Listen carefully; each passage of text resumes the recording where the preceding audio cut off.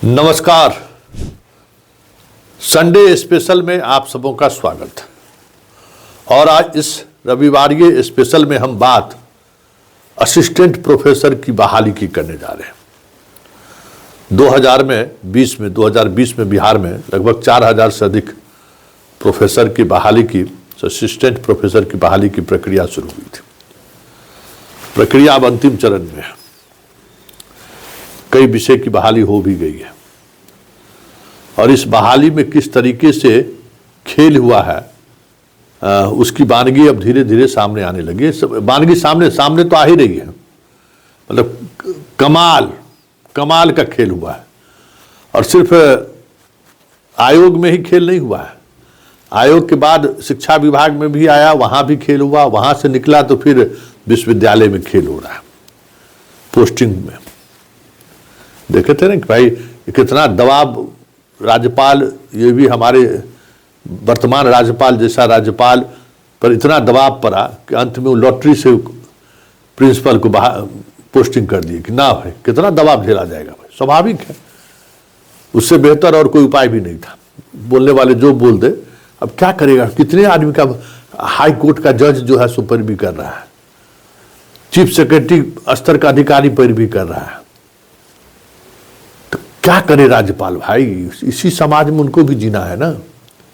और समाज का ताना बाना ऐसा हो गया है कि भ्रष्टाचारियों का ही राज है, भ्रष्टाचारी के अनुसार ही सिस्टम चल रहा है। तो कोई ईमानदार आदमी क्या करेगा। अन्ना आंदोलन हुआ था, मनमोहन सिंह की सरकार बदल गई, नई सरकार आई कि भाई भ्रष्टाचार पर अंकुश लगेगा। सरकार मोदी की सरकार उसी पर आई थी ना, डबल इंजन की सरकार है। जरा देखिए, भास्कर ने एक खबर छापी है कि 10 नंबर एक्सपीरियंस का था, समझे, 10 नंबर, 14 नंबर देके इसको बहाल कराया। और ये 10 नंबर के जो खेला, मतलब क्या कहते हैं, हमने नीतीश बाबू कम पाप करके नहीं जाएंगे, ये बात समझ लीजिए। इतना ये भी पाप किए हैं, बहुत साधारण तरीके से इस दुनिया से नहीं जाएंगे, ये बात सोच लीजिए।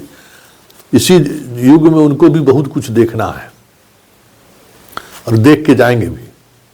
स्वर्ग नरक सब यही है। अभी जो देख रहे हैं पुण्य पाप का ही नतीजा है। अब बताइए कि यहाँ प्रोफेसर की बहाली हुई तो 10 नंबर एक्सपीरियंस में 10 नंबर आप कहाँ कहाँ छपे हैं उस पर, 15 नंबर इंटरव्यू में, 3 नंबर अवार्ड में। दिल्ली यूनिवर्सिटी की एक्सपीरियंस को नहीं मानी बिहार सरकार। वहाँ जो पढ़ाने वाले टीचर हैं उनको, उनके एक्सपीरियंस को नहीं माना, लेकिन मकैया कॉलेज में जो सिर्फ विद्यार्थी का डिग्री बांटता है, वहाँ पढ़ाने वाले शिक्षक का जो है सो एक्सपीरियंस मान लिया। समझ गया। IIT मुंबई से पढ़ के आया हुआ स्टूडेंट, उसका एक्सपीरियंस सर्टिफिकेट नहीं माना। क्यों? तो उसमें असिस्टेंट रजिस्ट्रार का दस्तखत है, रजिस्ट्रार का दस्तखत नहीं है। अब बताइए, उसको हाई कोर्ट जाना पड़ा। हाई कोर्ट कहा है कि भाई इसका क्या मतलब, रजिस्ट्रार छुट्टी में थे, असिस्टेंट रजिस्ट्रार दस्तखत कर दिए ना भाई, तो आप उसका इंटरव्यू कॉल नहीं कीजिएगा। ये सिचुएशन है भाई कि 10 में 14 नंबर इस तरीके से बहाली हुई है। बहुत सारे एक्सपीरियंस वाले लोग ऐसे हैं जिनका जिस कॉलेज से एक्सपीरियंस मिला है उस कॉलेजों को अपने उस विषय का एफिलिएशन भी नहीं है, और एक्सपीरियंस तो बात की बात है। विद्यार्थी नहीं पढ़ाए तो कैसे खेल होगा। तो इस तरीके से बहाल हुआ है प्रोफेसर। और ये प्रोफेसर आप बताइए कि कितना साक्षर निरक्षर पैदा करेगा विद्यार्थी से। आप सोच लीजिए कितना बड़ा नुकसान प्रदेश को नीतीश कुमार जी दे के जा रहे हैं। सोच लीजिए, सड़क और सब कुछ बना लीजिए, बिजली पहुंचा दीजिए, लेकिन जो बौद्धिक संपदा है ना, बौद्धिक संपदा को नीतीश जी जितना नुकसान पहुंचाए हैं, हमको लगता है कि इतना बख्तियार खिलजियों ने नुकसान पहुंचाया होगा। इतना ही बेसिक एजुकेशन तो साफ ही हो गया, नीचे का एजुकेशन देख ही रहे ना कि बिहार में पढ़ा हुआ विद्यार्थियों को BPSC में टॉप कर रहा है, BPSC में आ रहा है। तो अब एगो नया नियम लगा दिए डोमिसाइल वाला कि बिहार का विद्यार्थी जो है सो अगर बाहर पढ़ा है तो अब 10% में फाइट करेगा। अब समझ में आ रहा है ना, क्या क्या दिमाग लगा रहे हैं। मतलब पूरा बिहार को भट्ठा बैठाइए के जाना है। तो ऐसे ऐसे निरक्षर प्रोफेसर को बहाल किए। और बहाली का तो बात छोड़िए, यहाँ पटना में एक एन कॉलेज है, मंत्री जी हम लोग खबर चलाए तो अशोक चौधरी के बहाली पर रोक लग गई। कई तरह की तकनीकी चीज़ें थी, सवाल खड़े हुए, उनका अपॉइंटमेंट प्रोसेस पर ब्रेक लग गया है। लेकिन एन कॉलेज में उनके लिए जगह बचा कर रखा जाएगा। खबर यही आ रही है कि एन कॉलेज में जो 2 सीट है, एक सीट पर जो है सो अशोक चौधरी जी के लिए जगह बचाए जाने की बात खबर आ रही है, इस तरह की खूब चर्चा है। और दूसरा सीट जो है एक सांसद महोदय हैं, पूर्व में मंत्री भी रह चुके, अभी दिल्ली में सांसद हैं, उनके कोटे के कोई लोग हैं, उनको चाहिए एन कॉलेज।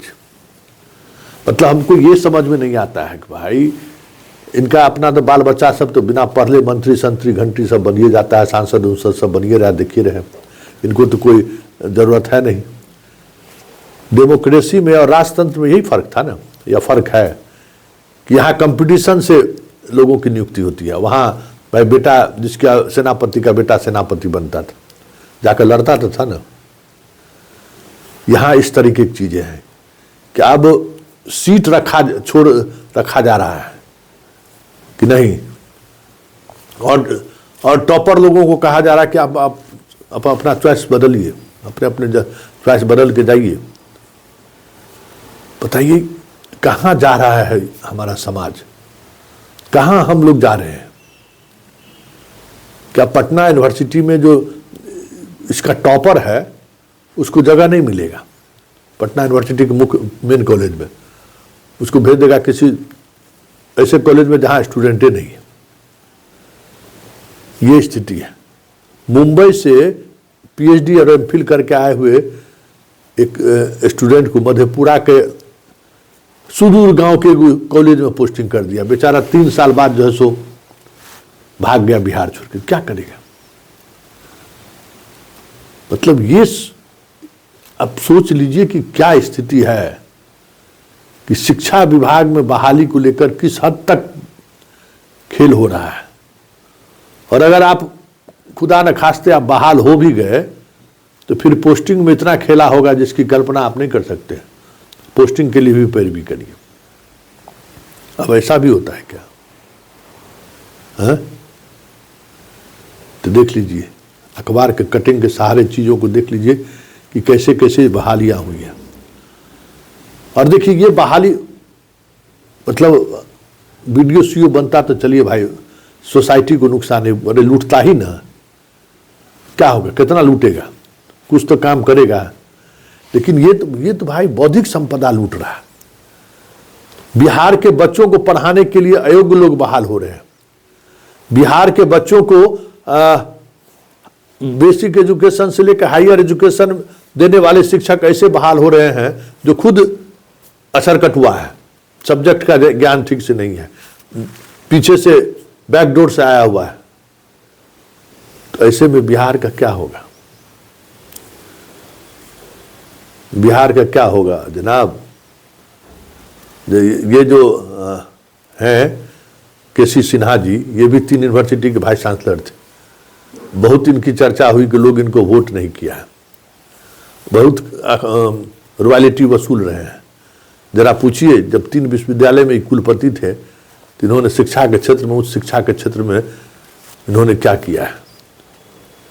इसलिए ये बहाली जो है ना, पूरा बहाली प्रोसेस से लेकर पोस्टिंग के प्रोसेस में जिस तरीके से अंधेर गर्दी चल रही है, कहना मुश्किल है क्या होगा इस प्रदेश का।